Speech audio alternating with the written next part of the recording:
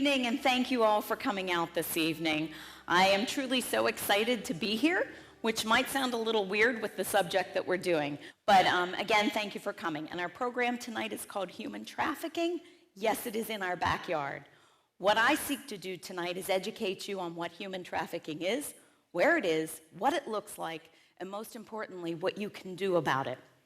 Human trafficking is better known as modern-day slavery. It is the buying, owning, and selling of another human being. It is more prevalent in our world today than it's ever been at any point in history. Matter of fact, as you sit here this evening, there are more folks trapped as slaves than there were in the 400 years combined that people were stolen out of Africa and sold into slavery around our world. When I heard these statistics, they blew my mind. I thought, how can that be? Maybe somewhere over there, and it is, but certainly not here. Unfortunately, it absolutely is right here. We're just not educated enough on it to see it, recognize it, and do something about it. My name is Brenda Lutz, and I am an ambassador of hope, a volunteer ambassador of hope for Shared Hope International. I'm also part of Living in Liberty's Awareness and Prevention team. About 10 years ago, I came across a little book. It was written by Gary Hagan, who started the International Justice Mission, and it was called The Good News About Injustice. The title caught my eye, so I bought it, read it, and it changed me. But I didn't know what to do with the knowledge that I had. It was my introduction into human trafficking. Then about 5 years ago, I was at a Catalyst convention in Indianapolis, Indiana, and I heard Christine Caine speak. She is a little fireball of a preacher from Australia, but her and her husband started another anti-human trafficking group called A21. As I sat there in that auditorium, literally with thousands and thousands of people, God spoke directly to my heart and said, Brenda, you need to do something about this. And I went, what am I going to do?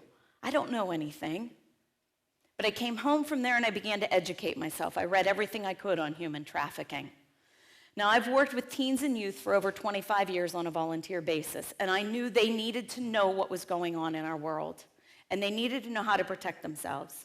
So I started speaking out, and there were a few youth groups I could talk to, a few things no schools would let you in, most places just shut the door. I don't want to hear it. I finally got to the point where I threw my hands up. I said, all right, God, the next door you open up, I'm going to walk through, because I'm done trying to push this.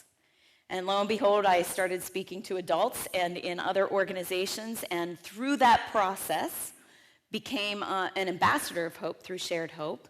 And Shared Hope was started in 1998 by then Congresswoman Linda Smith when she heard about the plight of children stuck in the sex slave industry and other parts of our world. So she came back and she started Shared Hope International.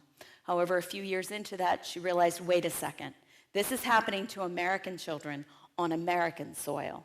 So Shared Hope's really accredited with not only a lot of the education and awareness that we have, but a lot of the laws that have been passed and or in legislation, right down to the terminology that we use. I'm also part of Living in Liberty's Awareness and Prevention team.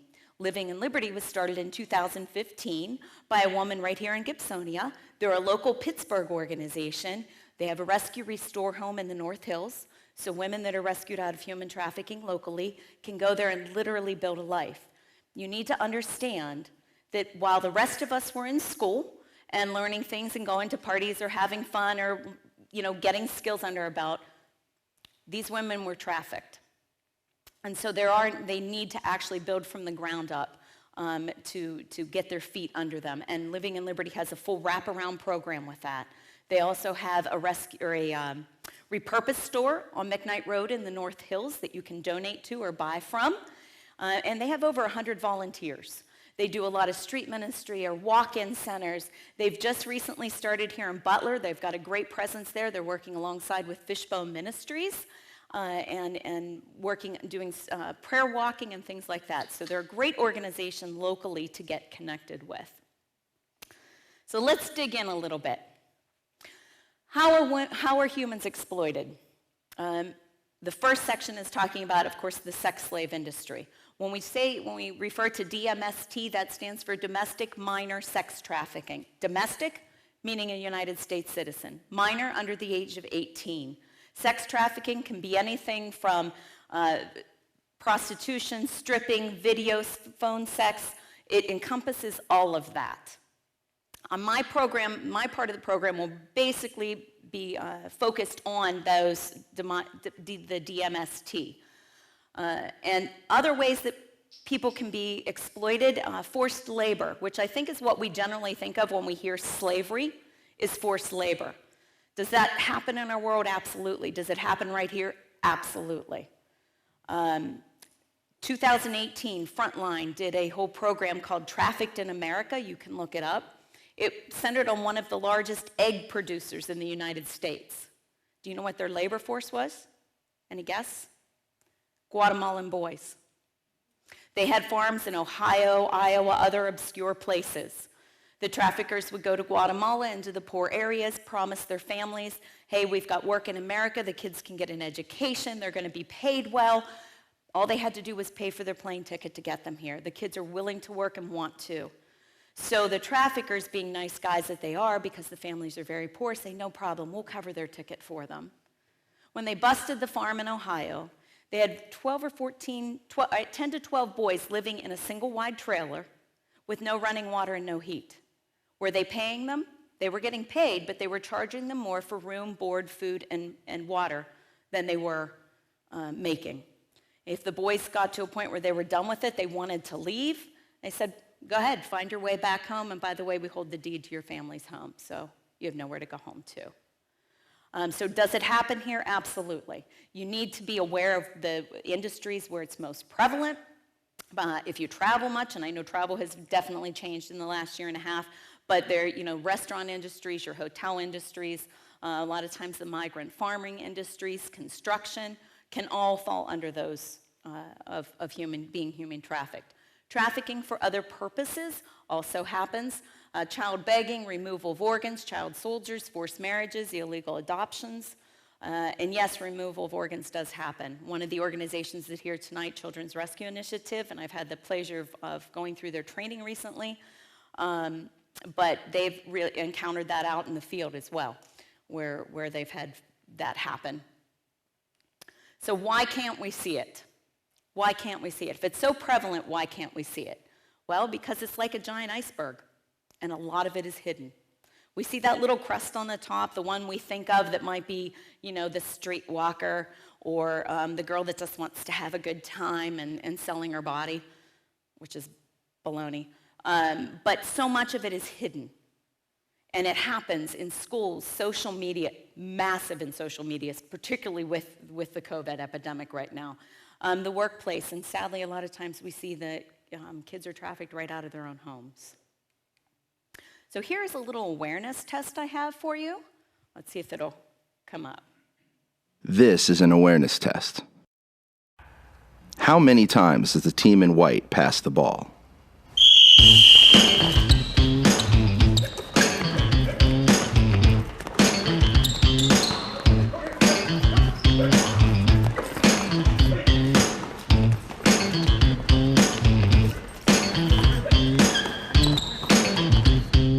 If you answered 13 passes, you are correct. But did you see the moonwalking gorilla?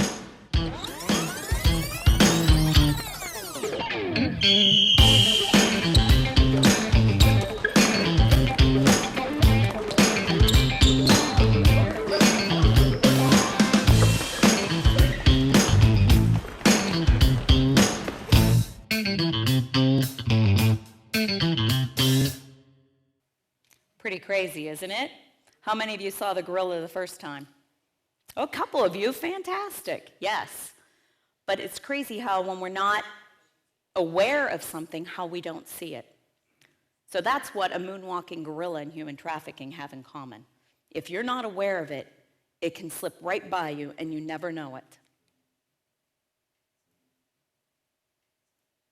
So what's the big deal? Why are we talking about this? Well, human trafficking is the fastest growing crime worldwide. It is second only to the drug industry. And in fact, they actually go hand in hand. If you've got a drug problem anywhere in your area, guaranteed you've got a human trafficking problem. You just might not see it yet. What's the big deal? The money's the big deal. So it's a $150 billion industry. $100 billion of that comes from the sex slave industry. That is more than Starbucks, McDonald's, and Microsoft combined. It's a massive industry. So what is child sex trafficking? It is any time that a minor takes place in any sex act where anything of value is exchanged. That can mean money. It can mean drugs. It can mean clothing. It can mean transportation. It can mean some place to sleep or food to eat. If somebody over the age of 18 offers a kid a meal because they haven't eaten for a while or they need somewhere to sleep in exchange for a sex act, that is child sex trafficking. A minor cannot consent to sex, period. Take a little look here at the U.S. sex trafficking. As I said, it's the fastest growing crime worldwide. 85% of the victims are United States citizens. It was once thought that we bring a lot of folks in from other countries. To be quite honest, we've made it so easy in this country to get our children that there's no need for that. However, a lot has changed once in the last few months when we opened up our borders and we've got all these kids coming through that we don't even know they're here to be able to track them. So I think we're going to see a huge shift coming up here, and we don't know. We just, quite honestly, we have no idea what that looks like yet. The average age of a child sold into the sex slave industry is 13 years old. That's boys and girls both. We're seeing that number go down as the demand for younger and younger children is going up. We see a lot more girls than we do boys. But Shared Hope estimates that anywhere between 18 to 40% of these kids are boys. Much harder for a boy to come forward than it is for the girls. A little interesting statistic, I think, is that it's 90-some% of the men in prison have been sexually abused and grew up without a father. To me, that's a huge statistic that this world needs to take a much closer look at. But we're not sure. They are 220 times more likely to be murdered just from the sheer brutality of the industry. A child is worth as much as $250,000 to their trafficker. One child, $250,000. It's money driven. It is demand and money driven. That's why a lot of times these traffickers will go to great lengths to groom a kid. We'll talk a little bit more about that. Get to know the kid and groom them for what they want, because they're worth a lot of money. They're worth far more money than an adult is to them. Stranger danger. This is one I want everybody, please hear this, because I hear this all the time when I'm talking about it.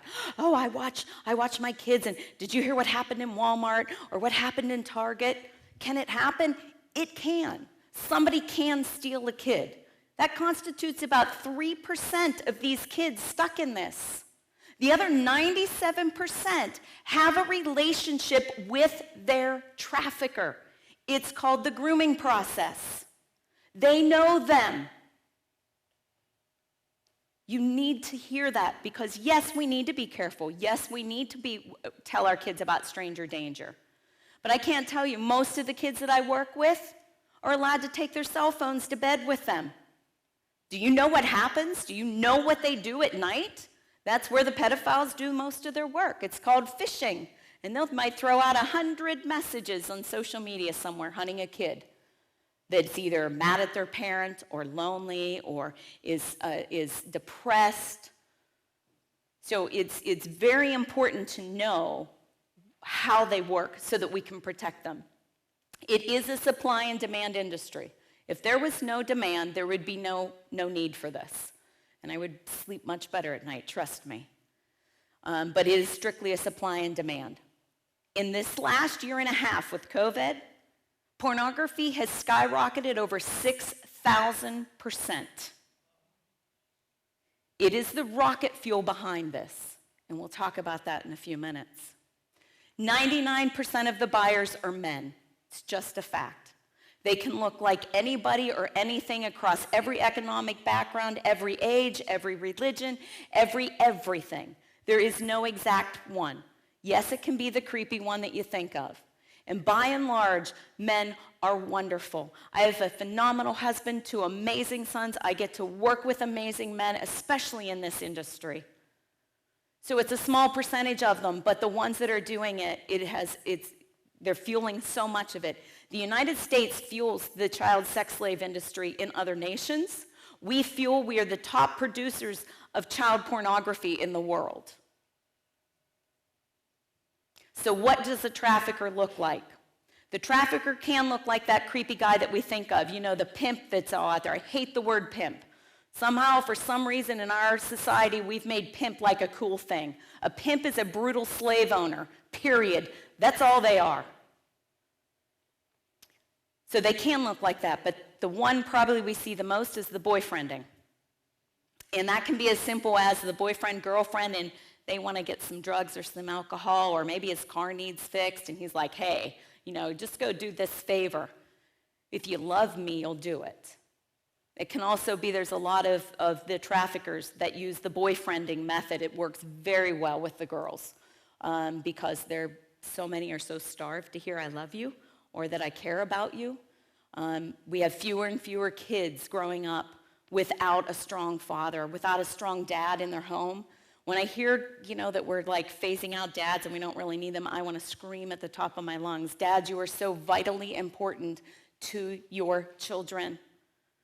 Every bit as important as the moms are. And if you can be a dad to another kid, because there's so many kids out there that desperately need it. Family member, unfortunately, like I said, we see more and more of that. Usually fueled by the drugs that they, need more, and so they start selling the kids. Women traffickers. When I heard this, that one really surprised me. If any of you followed the Jeffrey Epstein case and Ghislaine Maxwell and all of that, I thought that, and I don't have Netflix anymore because of other stuff they've had, but I thought their program that they had was well done and is exactly how the grooming process works. And a young girl or a young boy, anybody's going to trust a woman over a man usually. So it's very easy to get them in. The other thing is, very often when somebody is arrested as a trafficker, she has also been trafficked herself. And they are made to then recruit other ones. If it's in the high schools or in the schools, when I talk with the kids, I said, here's some earmarks for it. If somebody's suddenly coming in and, her hair and nails are done, or new clothes, or an expensive purse, things like that, they'll boyfriend them and then get them in, or the girls then will have to go in and recruit other girls. So a lot of times that's the case. So who are the youth that are most at risk? Well, the ones that we think of, the runaways, those that are throwaways, runaways, 1 in 7, I think that's probably higher, will be trafficked. You are at least approached within the first 48 hours, if not already trafficked, if you're a runaway.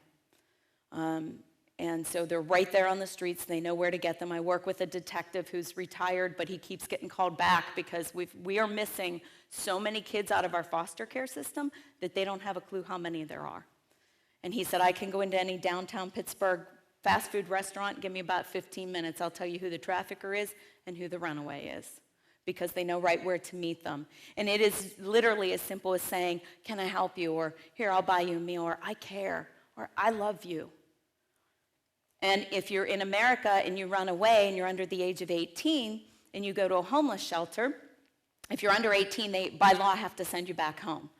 That's awesome for the kid that just doesn't want to listen to mom and dad send their butts back home. But by and large, these kids run away from abuse at home, and they know that they can't go there. So the traffickers are the only option that they have. Those kids involved with the juvenile justice system, 50 to 80% of them are often trafficked. The traffickers will stand right outside of the juvie hall or the courthouse and get them a lot of times. History of sexual abuse and extreme trauma. Incidentally, 90-some% of anybody involved in the sex industry has been abused as a child. So there's a very strong vein of that as well. Substance abuse issues, the LGBT teens questioning their gender. Used to just be teens questioning their gender. Now I feel like everybody's questioning their gender, but the teens in particular are a lot of times at a higher risk for numerous reasons. Feelings of not fitting in, being different or weird, that's the one I want to really kind of zero in on. because this is why every kid is at risk for it. And this program is in no way to put fear into anybody or scare you, but it is meant to empower you. It is meant to empower your kids so that they know what the earmarks are and they know what the red flags are and they know what to do.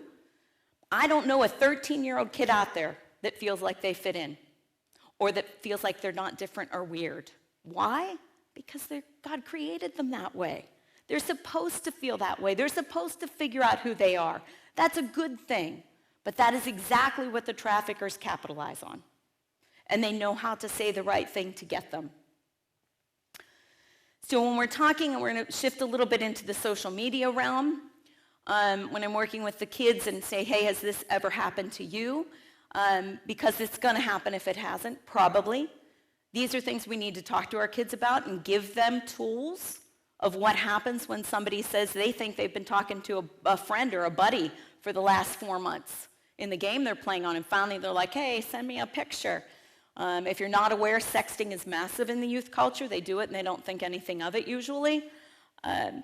Even though if you have a picture on your phone of somebody under the age of 18 that is a sexual picture, it is child pornography, and if you share that, you can be charged with distributing child pornography. But we're not telling our kids these things.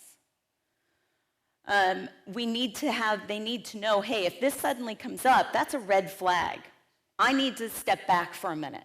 Because if you're really a friend, if you really are who you say you are through that screen, you're not going to ask me. And if you do, then I better tell somebody. The hunting ground for the pedophiles. They're all over.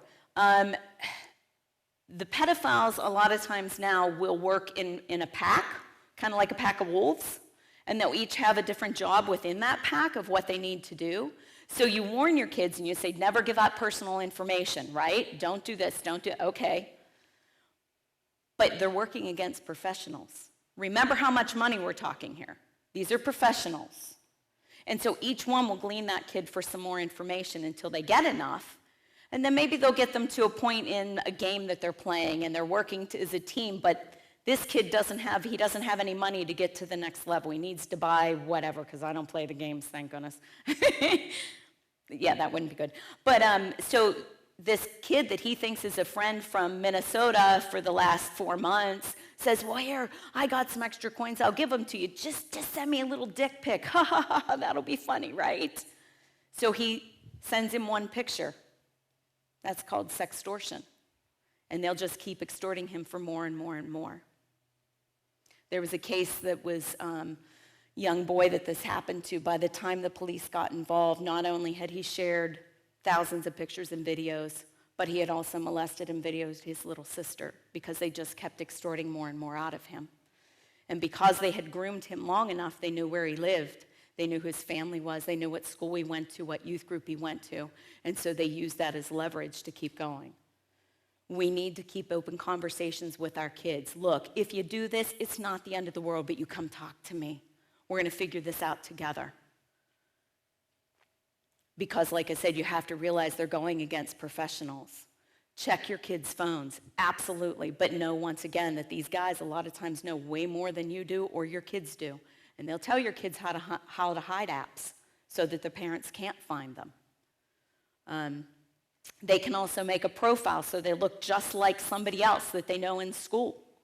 And so they think they're talking to that person until they figure out that they're not.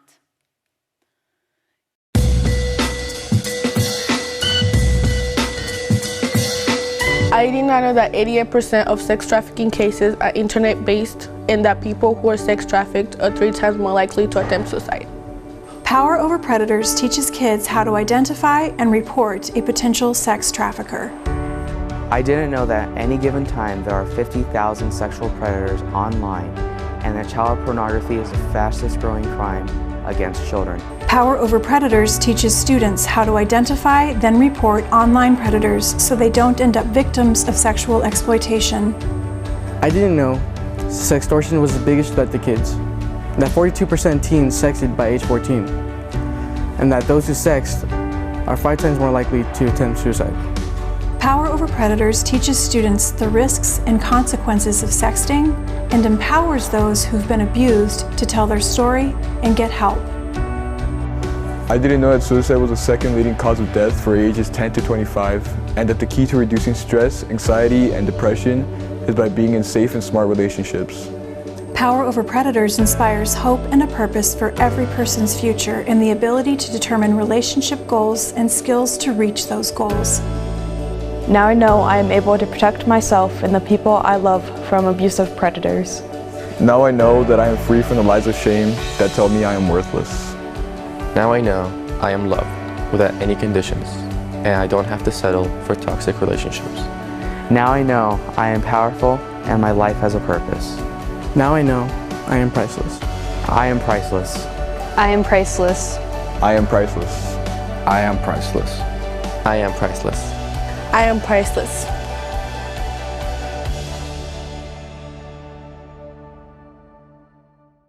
Their educational packet that they have, it is fantastic. They're out of Arizona. It's a father and daughter team that put this together. We have yet to get it into any school. The one question we always get when we do this is, are we doing this at the school? Why aren't we doing it at the school? And I'm like, you got me. Why don't you get a group together and go to your local school board and beat the door down until they do it? This curriculum is excellent, and it fits into every state with all of their requirements. You're not asking the school district to do anything extra or above. You're just asking them to put this into their curriculum. It covers covers suicide, it covers bullying, and it covers human trafficking. And I'm a huge proponent of them. Another great thing is this book called Societal Shift. I highly recommend it as well. It was written by Opal Singleton, who started millionkids.org out of California. And it goes into how those predators are working online and how we're seeing this complete shift, because they can literally, let me say this too, trafficking sounds like we're moving somebody from one place to another, and that absolutely can happen. But they can literally traffic the kids right out of their home. And now with the access through the internet, it happens a lot more than you want to think. And once they get that video and can just resell it. So very, very important book, great book. And we're going to address the demand here a little bit now. Shared Hope says, if we are able to arrest every pimp or trafficker, if we're able to rescue every victim, if we did all this, but we leave demand unchecked, this is going to continue, and it's going to continue to grow. Pornography. Pornography, like I said, is the jet fuel behind this. Pornography does the same things to the brain that drugs do, heavy drugs. So you think, okay, you're just going to look at this. I'm not doing anything wrong. It's just behind my little screen, right? And she sure looks like she likes it. Keep in mind, the traffickers use pornography to train the kids to do exactly what they have to do. And if they do not listen, they are met with brutal circumstances. They do not have a choice. But that person that thinks, oh, I'm just going to look at this, this isn't hurting anything, but then they need that little bit more, and a little bit more, and a little bit more to get that same effect. And before you know it, they're buying a kid for sex.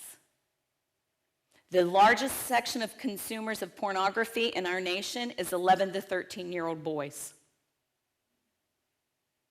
Not really that surprising. I was raised with brothers, and I raised 2 boys. And if you're a guy, you get that. But we are literally raising an entire generation of boys that when they get to be adult men are not going to know how to have a loving relationship with their wife. There's a lot of men now starting groups that are saying, man, we want to get back to that because their brains have been so damaged by all the pornography. Not only that, what are we teaching our girls? Because none of this is loving towards a female. None of this is honoring to a girl. Yes, and pornography. If you view porn, you are creating demand and you are responsible for the effects. Tough thing to say. I know, tough thing to hear. There's help out there if you want help. Shared Hope has a whole thing that's defenders, that are men that stand up against pornography and this industry. Another one, the OSE Dirty Dozen list is pretty cool to look up if you ever want to do that. They take the top companies that either by what they do or by what they not do support human trafficking, and they put them on their list. And right from there, you can email those companies and tell them you want them to change. It's proven to work. We as consumers have a lot more power than we think we do. And if you let those companies know that you don't want them on there, that you don't like what they're doing, they'll move from it. Here's a report that came out in the New York Times in September of 2019, reports of child sexual abuse imagery on the internet. As you can see, it started 1998 with 3,000, although 2014, 1 million. 2018, 45 million pictures. Do you think we're in an epidemic? Because if you didn't before now, you sure as heck better, because we are. Part of that is because of groups like the Acervo Project that you're going to get to hear from tonight. They're amazing what they do. And they go after these guys on the internet. And they hunt them down and they help find the kids. And they work alongside law enforcement to bring justice. To be honest, I have no idea how they do what they do and be able to process it and be okay. Because I can only imagine what they have to see and hear. I know how hard it is for me, and I don't have to do that. So, excellent organization. So don't they choose this life? After all, isn't it the oldest profession? Love it when I hear that, right? The oldest oppression? Yes, that I agree with. The oldest profession? No. You really think a 15-year-old girl wants to be raped over and over again and she's liking it? Or any other kid? They may look like that behind that screen or in person, but they do not. They are forced to do those things. I want to read you a poem that was written by Linda Smith. It's in her book, Renting Lacey. Another excellent read if you want to better understand the plight of American children and what's going on and how the system works. It's called When I Grow Up. It says, when I grow up, I want to be a prostitute. I want to be used by men however they like. And I'll say, oh, baby, yes, I love it. I love everything about you. And I'll hold back my vomit and keep my smiles on and hope they stop slapping me.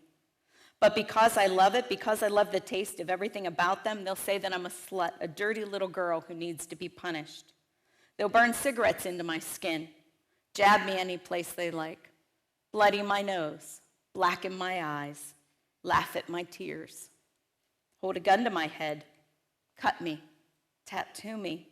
All the while their eyes grow large and excited. I'll scream and I'll cry and I'll beg because I can't act anymore. I don't want to be riding a pink bicycle with a basket in the front. I hate those little girls with their hands held tight by their fathers who look at me in disgust and cover their daughters' eyes so they don't see me. I don't want to be one of those girls with a decorated bedroom and frilly pillows on my bed. I don't want to giggle and talk about whether or not a boy likes me. I don't want to decide for myself whether to wait for marriage to have sex and remain a virgin. When I grow up, I don't want to attend college or consider joining a sorority or have my own apartment. I don't want to try different career paths to figure out who I am. I don't wish for a wedding someday on a beach or in a church with my dad walking me down the aisle and little flower petals beneath my feet. Who cares about baby showers or decorating a nursery? I don't want to learn how to cook or decide whether to be a stay-at-home mom or a working mom. I don't want any of these things because when I grow up, I want to be a prostitute. Now, who can believe that? Edmund Burke said the only thing necessary for the triumph of evil is for good men to do nothing. I don't know about all of you, but I am done doing nothing. And together we can do something. Is this a massive problem? Absolutely. But how do you eat an elephant? One bite at a time. Take your bite. Do something. So what can we do? First off, help raise awareness. I believe education is very much the key in a lot of this. We need to educate our kids. We need to stop putting up with, don't teach my child about that in school. We teach them about drugs, we teach them about sex, we teach them about drinking, we teach them dare, but we can't get into the schools. We need in there. They need to change this. Educate yourself. Learn more, dig in. There's excellent organizations here. These organizations, we're volunteers. We work wonderful together. We help each other out. Because it is a massive problem, there's room for everybody, but we need to do something. Or, educate yourself. And those around you. Programs like this is all free. If you've got a group that we can come talk to, you let us know. If you want to organize something somewhere else, go for it. Fantastic. Let us know. We'll do our level best to be there. Pornography, stop it. It is not only hurting the person behind that screen, it's hurting you. It's changing the molecular structure in your brain. It's hurting your marriages. It's hurting who you are, as well as that person behind that screen. Volunteer with any of the organizations.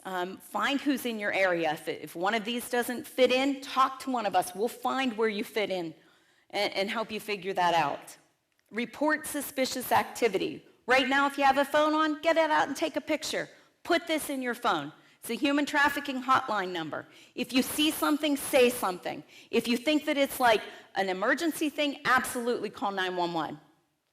But the Human Trafficking Center, what the Hotline Center is, they'll track these. So a lot of times, because the industry this isn't Joe Schmo doing these most of the time. These are well organized. This is the modern day mafia. It's your drug cartels.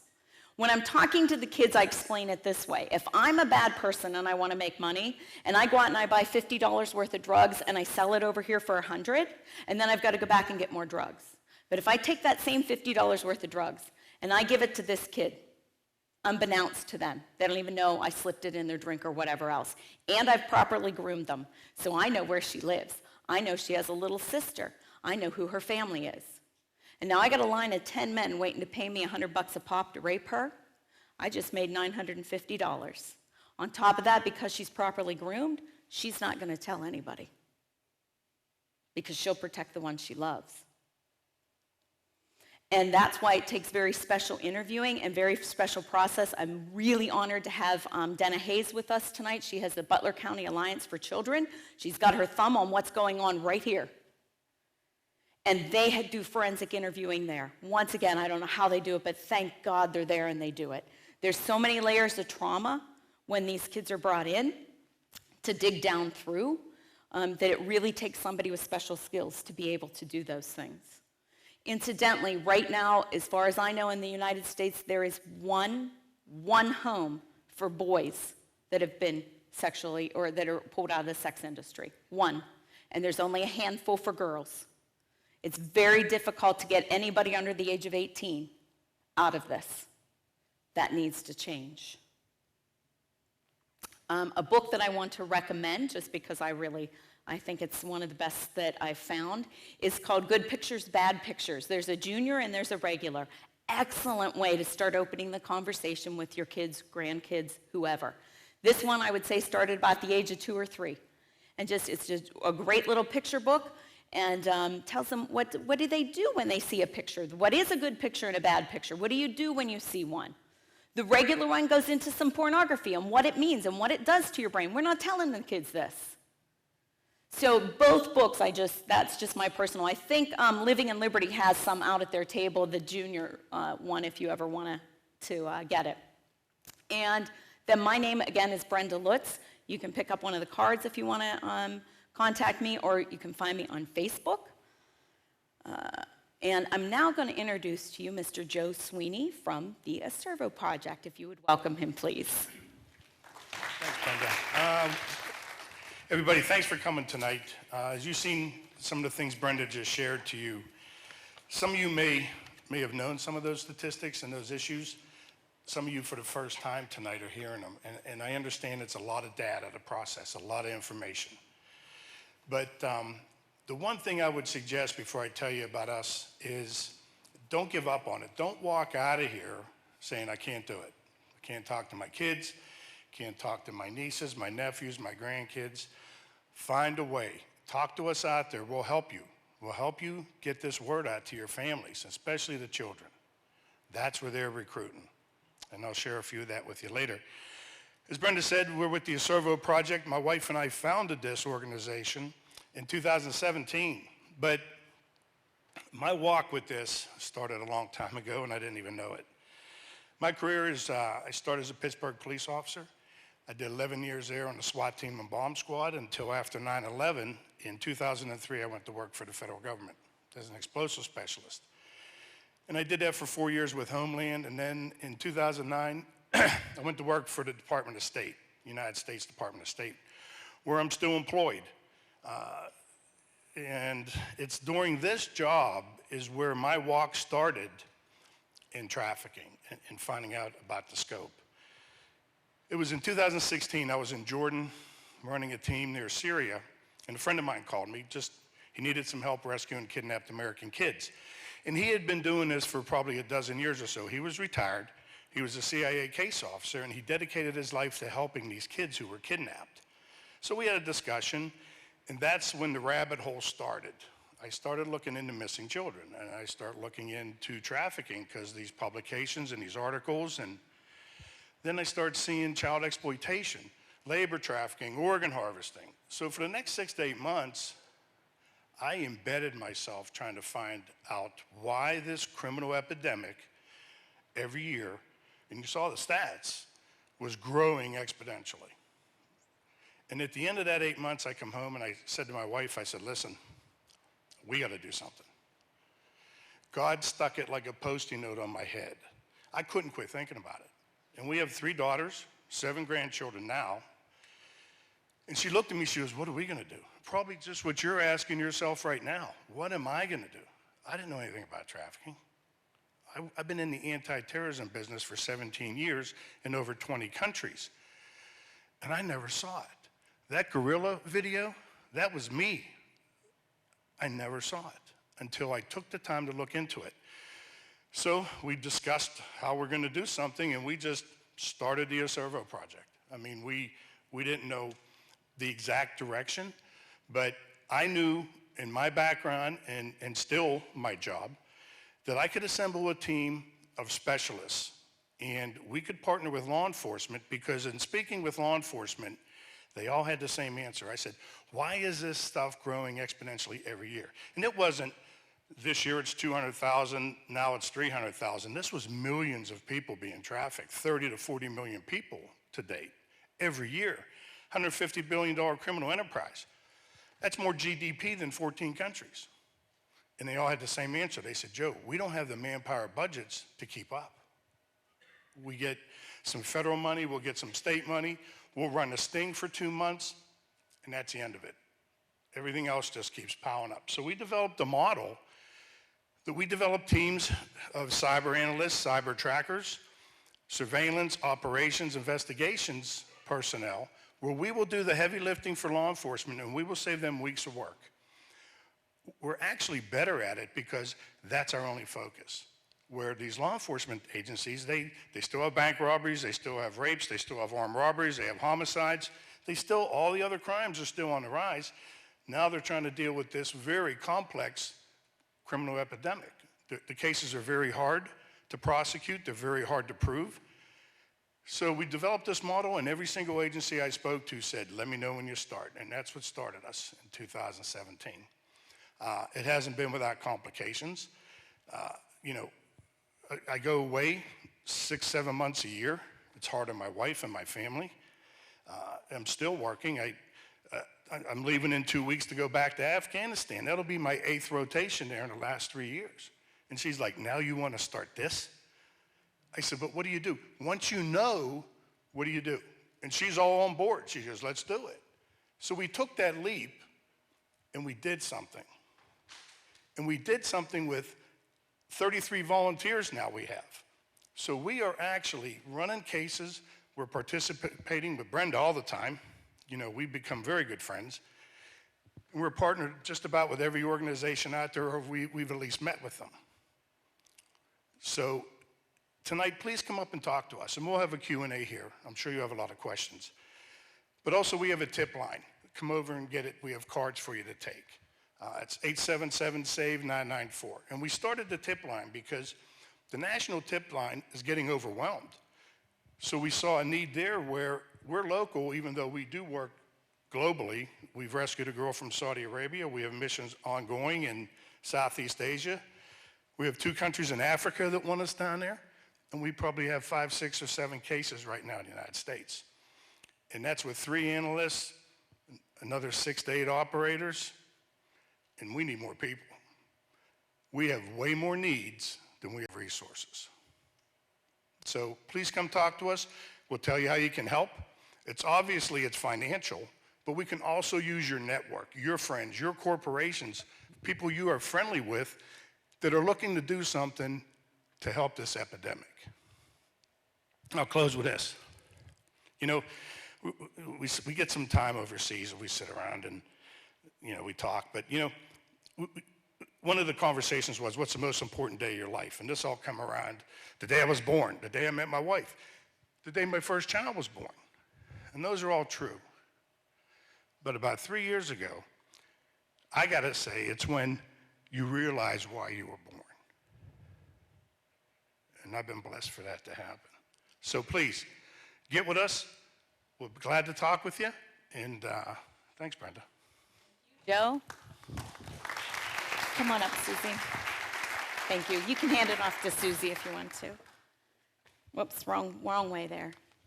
So next I have coming up Children's Rescue Initiative. They're out of Conneaut, Pennsylvania. They're an absolutely amazing organization. Do you want to switch over to yours, dear? Well, that's my presentation. You've got to end yours and mine and start yours. You're okay. Right there, dear, I think. Sorry, technically challenged. Me too.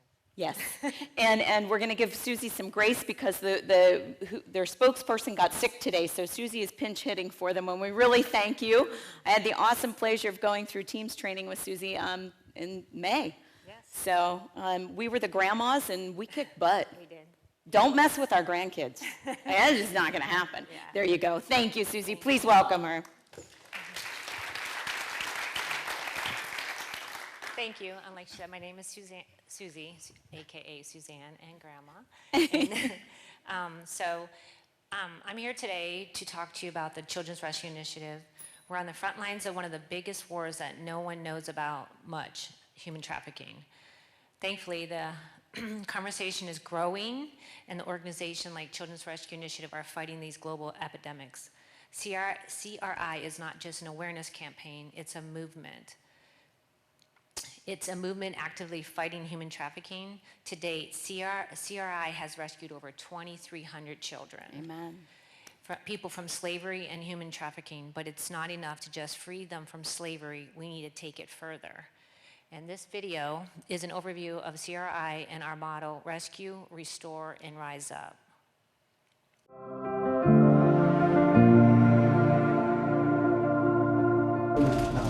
They've never been to school before?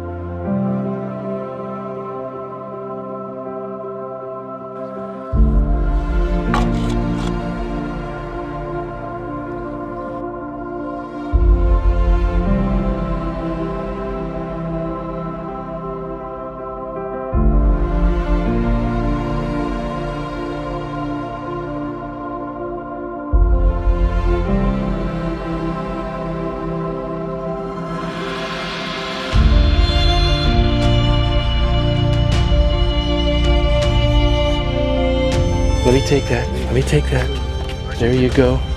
That's our motto, no more bricks.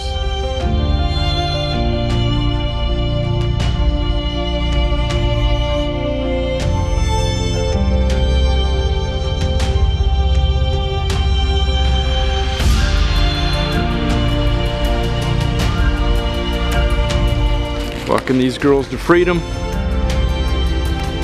This is the first time these children have ever been in a car. They're excited. This is the first time they've ever known freedom. They're free for the first times in their life. Hallelujah.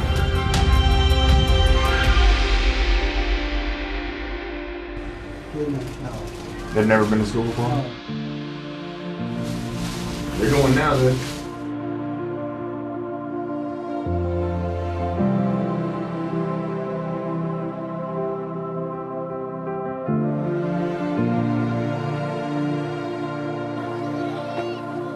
Okay, hallelujah. Hallelujah.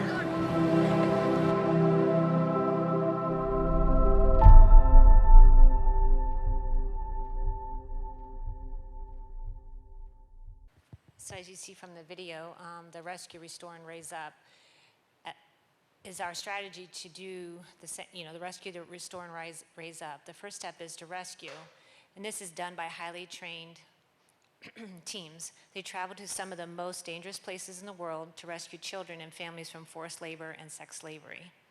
The second step is to restore. That starts as soon as we get the children and the families to safety, a safe location. We provide them with food, clothing, medical care, and education. Families are kept together and help to create new lives as free people. Orphan children are placed in pre-approved homes with good families. CRI has trained local teams to oversee the care and nurturing of the survivors. And then the step 3 is to rise up. Is probably the most important step because education is crucial to end the cycle of the slavery. Every child is enrolled in school. The older kids are placed in vocational training to learn our trade. Families are given help to setting up small businesses. These rescued children are the next generation of advocates for a slave-free world.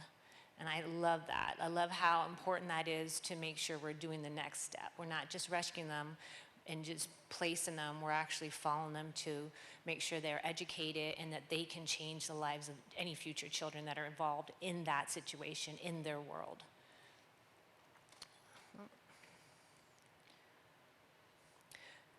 $40.3 million children were victims of human trafficking in 2019, so that number is likely higher today. There are more people in slavery today than any other time in the history of the world, and I know that Brenda has touched on a lot of the same things. There are more, according to 2019 estimate from the International Labor Organization, 81% of slaves are trapped in forced labor. 1 in 4 victims of modern slavery are children. The #1 revenue stream for international criminal organizations used to be the drug trade, but now it's human trafficking. Because unlike drugs or weapons, and this is so important, when I went through teams and I heard this and I learned this is just, it's so true. It says it's human trafficking because unlike drugs or weapons, a human can be sold over and over again.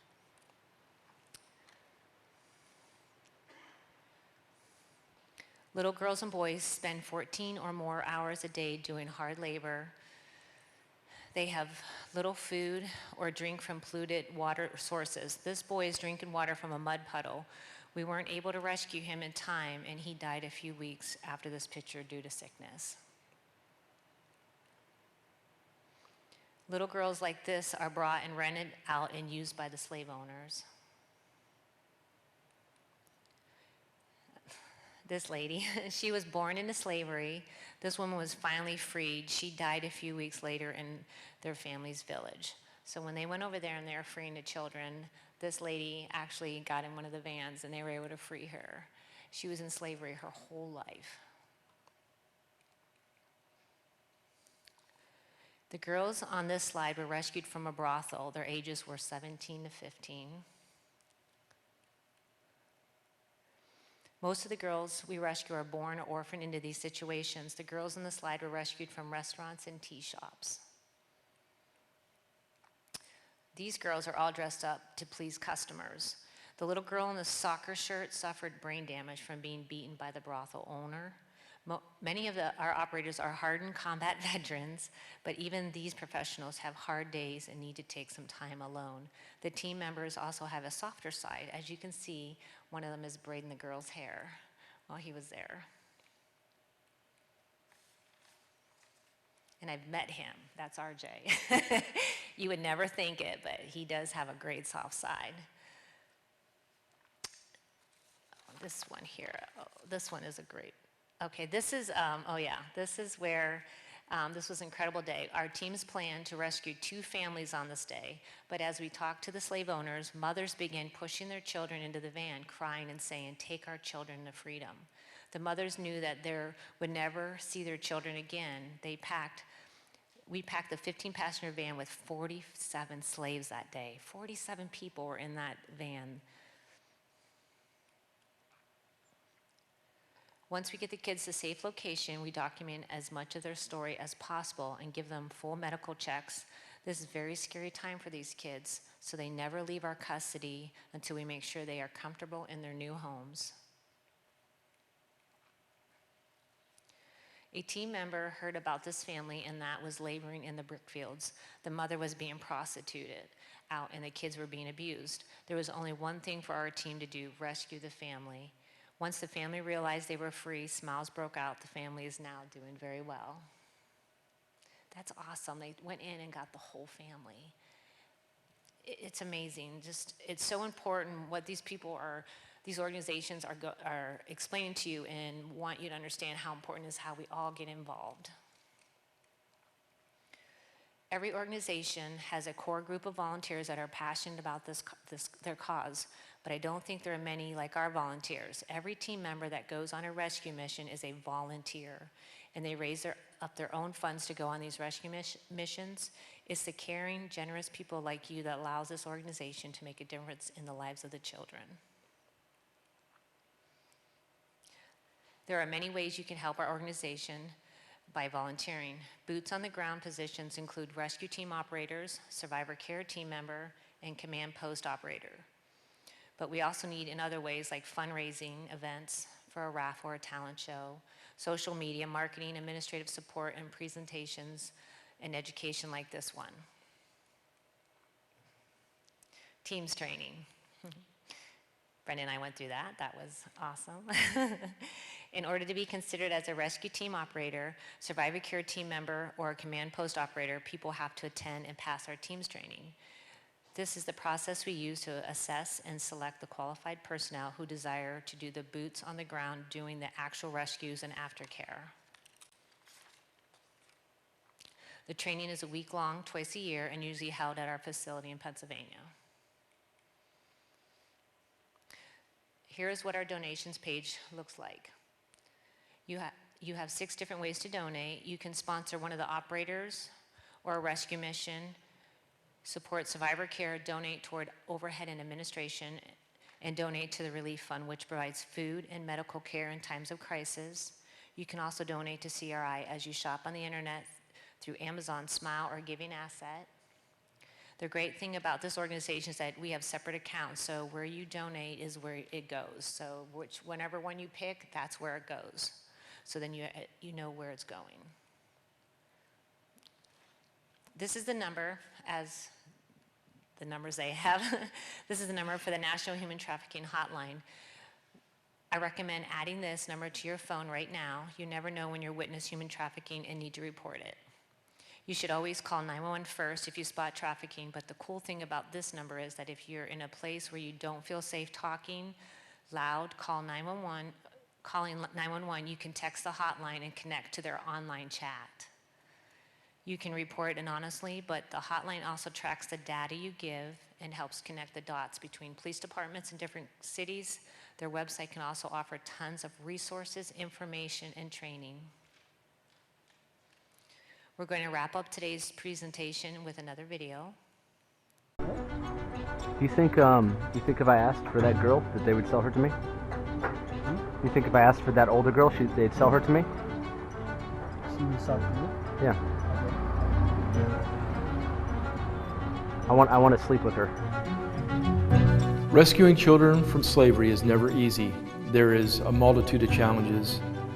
We're dealing with countries that are so difficult to get in, difficult to operate in.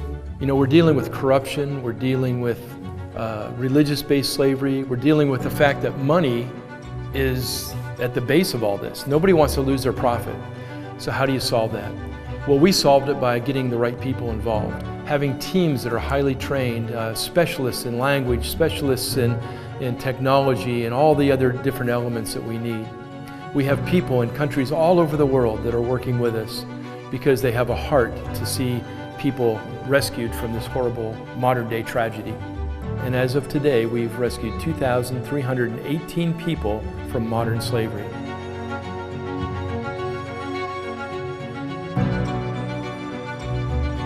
All right, let's go.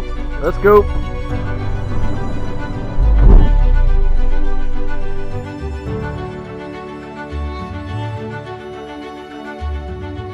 I'm Bruce Latibue. I'm the director and founder of the Children's Rescue Initiative. If you go to thechildrensrescue.org, you can see how to be involved.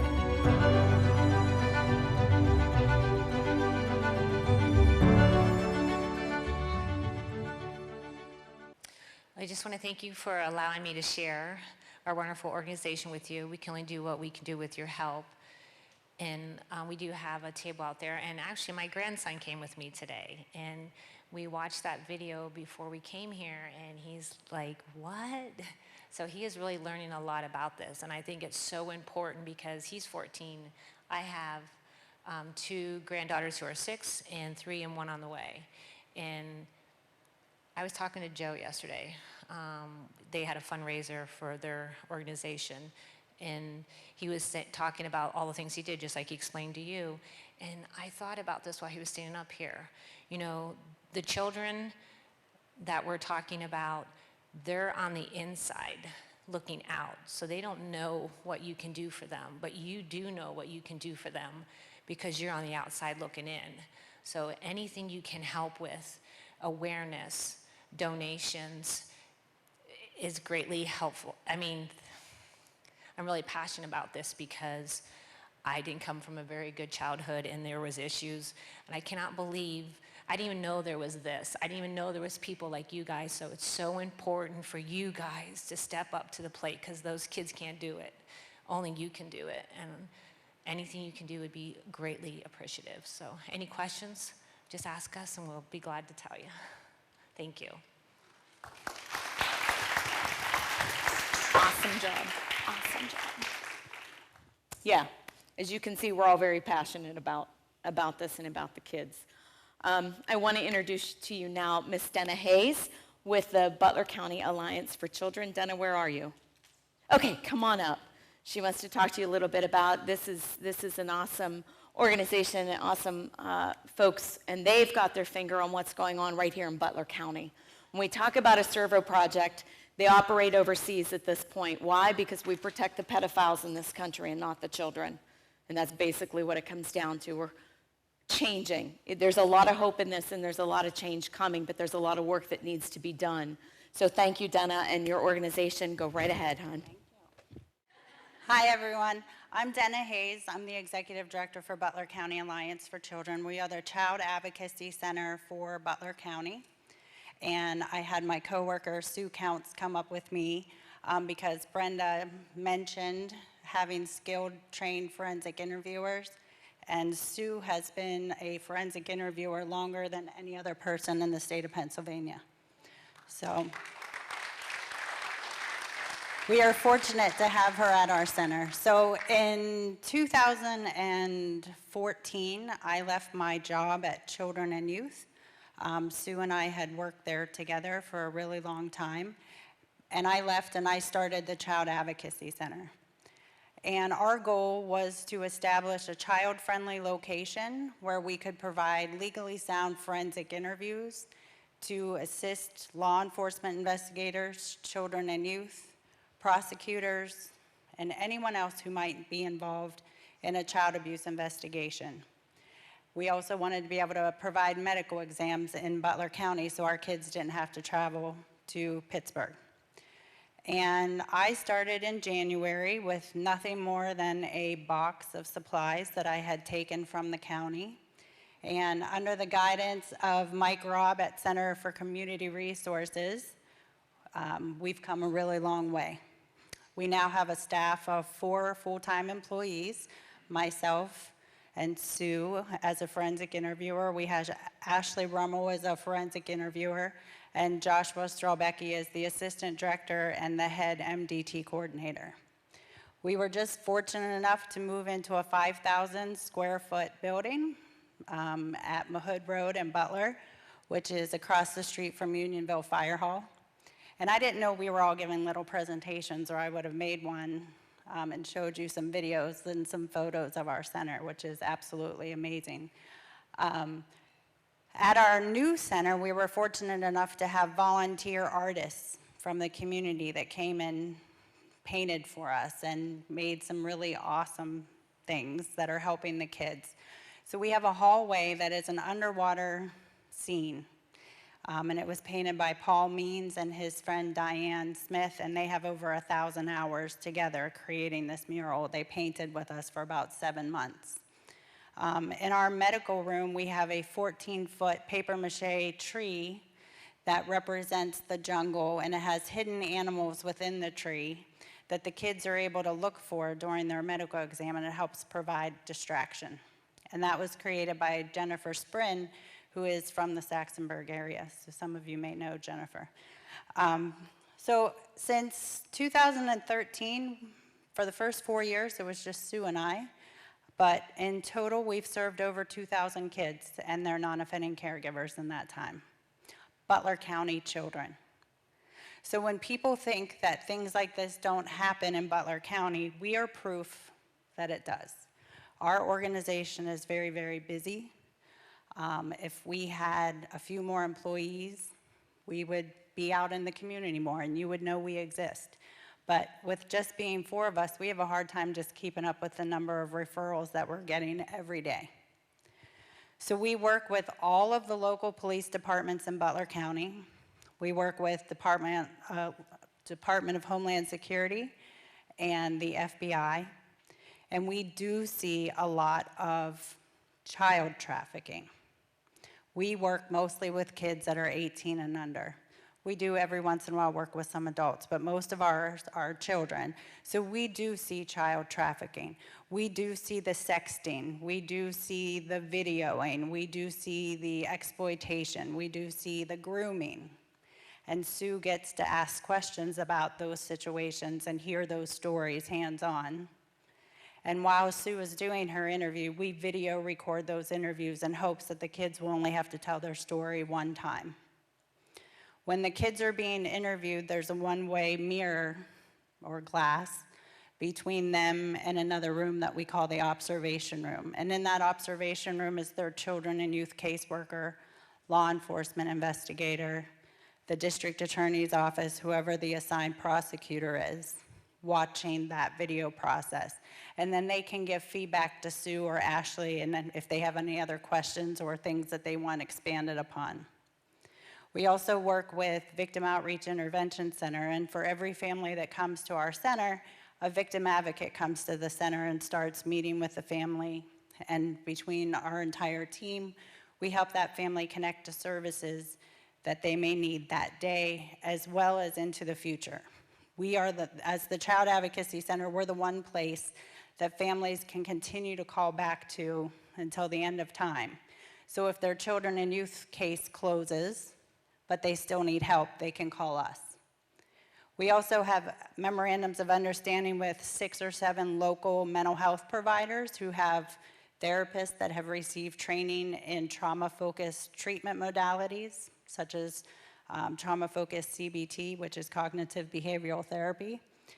And we're able to refer our kids to those organizations, and they try not to have them be on a wait list for services when we make that referral. So our medical exams are done 1 time a month at our center through a agreement we have with a Child's Place, which is another child advocacy center in Allegheny County. So their Dr. Morris will come to our center and conduct medical exams. Within the last month, we've actually had 2 cases where the children needed emergency or immediate medical exams because the sexual abuse or the sex acts were actually caught as they were occurring on those children. And so we helped arrange for those kids to be able to be seen in Pittsburgh as soon as they got there so they don't have to stop and wait through that process of getting through the emergency room and such. Our hope is someday that we will have a Butler County doctor that wants to become highly trained in this special type of medical exam so that we can have medical exams right here in Butler County so our kids don't have to travel. We see a lot of activity with Snapchat, an app called Discord, OnlyFans, and one time we did have a case that it was live video. Sue thinks it was called OK Live, where there was a watchdog group that was watching this live video feed of these children being abused, and they reported it immediately, and the kids were saved within 8 minutes of that being posted. So again, see something, say something. A lot of what Brenda told you is what I would normally give in a presentation, the information that she shared about the background of child sex trafficking or human trafficking is absolutely correct. A lot of what the kids tell us of why they share nude photos or how they get caught up in this exploitation or the trafficking is they just wanted to be normal. Other kids wouldn't leave them alone. People keep bothering them, and that everyone does it. They tell us that kids, especially preteen and teenagers, share nude photos like Pokemon cards. So I don't know if you've ever had kids that play Pokemon, they trade those cards a lot. And that's what the kids are comparing it to. It's very normal for them. It's normal behavior. They share them with other kids. Everybody shares them. They can be charged criminally. I can be honest and tell you our police departments could never keep up with charging every child or every individual that has inappropriate photos on their phone or they share them. They can't keep up with that. We've also learned that large sporting events or large conventions coming to your community increases the desire, the need for sex trafficking. And so pimps from out of town will bring their girls or boys into your community to meet that need because it's a money event. It's all about the money. We currently have cases going on. We are involved with all active investigations, so we can't share a lot of the details. But we do have investigations going on right now. One has at least probably 30 kids involved. And between Sue and Ashley, they've been interviewing them. We have their names up on a board that we're trying to help make the connections for law enforcement and prosecution. We had a case once that went into the country of Jordan. How many kids did you say? Thousands. Yeah, they told Sue there were thousands of kids involved in that investigation. And because it was in another country, the FBI, Homeland Security, they couldn't get the photos removed. So when parents tell their children that once you share that photo, it's always out there, that's absolutely true. We were at a training one time and they put like a little ticker clock in the corner and they were tracking someone's photo and it just flipped the whole time that we were in that training. We are getting ready to lead the Human Trafficking Task Force for Butler County.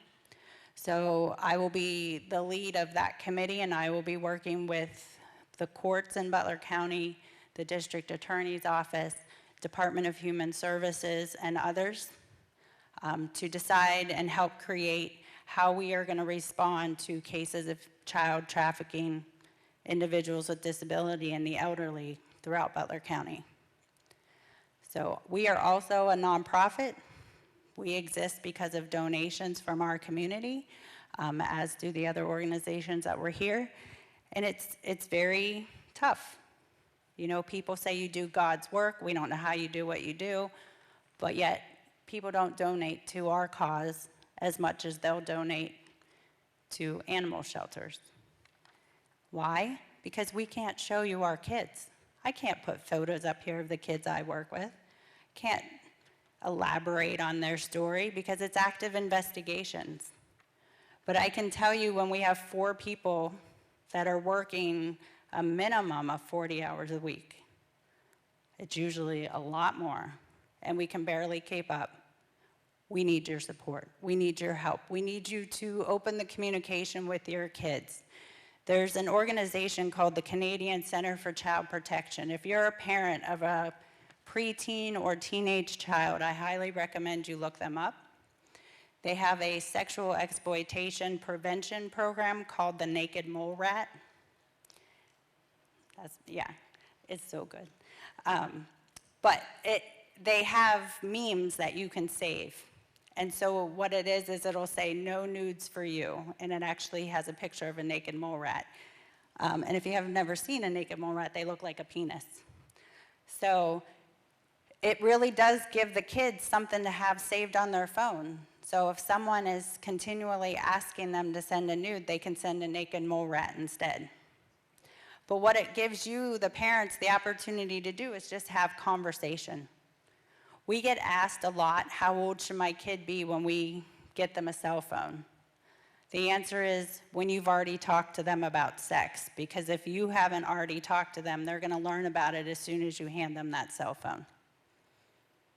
And those cell phones hold a lot of information. There's hidden apps that your kids can download. If you happen to look at your child's phone and you see 2 calculators, that's a red flag that there's a hidden app. Inside Snapchat, which is one of the apps that we see the most issue with, there's a My Eyes Only section. So you may think that you're checking your child's phone, but there's a lot of places that they can hide things within their phone. I myself and others that are working in this role may know something I don't, but as far as I am aware, there is no app that a parent can purchase that can truly track all the activity that your child is doing on your phone, on their phone. It might show you that they're on Snapchat, but it's not going to tell you what's happening while they're in Snapchat or give you the details of those messages. I did a training the other day with kids that were in an independent living program. They were 14 to 21, and only 2 of them said their parents check their phone or monitor their activity. And those 2 kids were also the only ones that said that their parents have ever talked to them about safety while using their phone. And one of the kids came up at the end and shared that he had sent 1 nude photo and that the girl is still trying to get money from him. She wanted a $500 Apple gift card that he sent, and she just continually is asking for more and more and threatens to send the photo around if he doesn't give her more. So he did tell his parents. And that one thing I heard at a training myself, and I thought it was really great, I try to share this. If you do have kids with cell phones, don't punish them when they come to you and tell you that something's gone wrong in their use of their phone. Because if you take away a child's cell phone, that's like their lifeline to the world.